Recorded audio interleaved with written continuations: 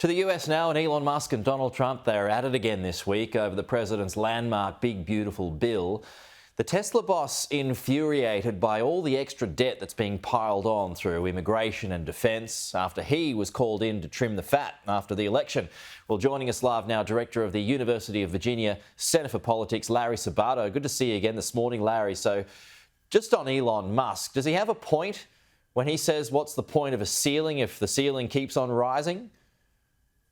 Of course he has a point. Look, this bill, this big ugly bill or big beautiful bill, depending on your point of view, raises the debt limit by $5 trillion, more than has ever been true for a debt limit increase before. You know, a trillion here, a trillion there, pretty soon you're talking about real money. We're already at $37 trillion in national debt. That is quite literally at the level where it's going to start affecting lots of things because so much of our budget, our annual budget, is being eaten up with debt payments. Yeah. So yes, he has a point. Absolutely.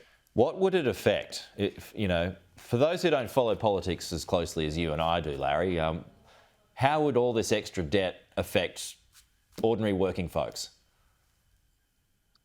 Well, with each added year, as I suggested, you're going to have more of the available money eaten up by payments on the debt, interest payments on the debt, which means it can't go to national defense. It can't go to Medicare or Medicaid. It can't go to all the things that people want to see help their lives. The flip side to that is Donald Trump's point about growth. And he talked about that this morning. He posted, in fact, on Truth about growth earlier today, the importance of growth, the importance of investment, which is true and crucial, but can growth and debt go hand in hand? Well, they can if the conditions are perfect. But, Peter, you're talking to an old guy in his 70s. I remember these debates since the 1960s. And you know what? Both parties have done it.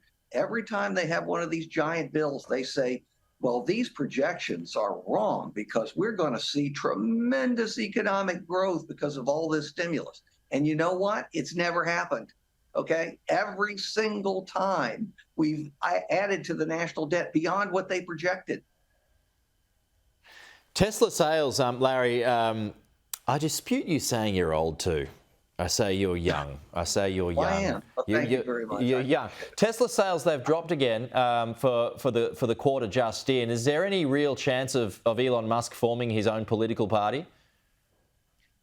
I think what he will do is go after a few people who have been leading the charge on this bill or on items that he particularly resents, like the energy credits, eliminating the energy credits and the car credits and so on. Forming a party, oh my God, anybody who understands how American politics works knows that you have to create a new party in every one of the 50 states and get them on the ballot and withstand the court challenges.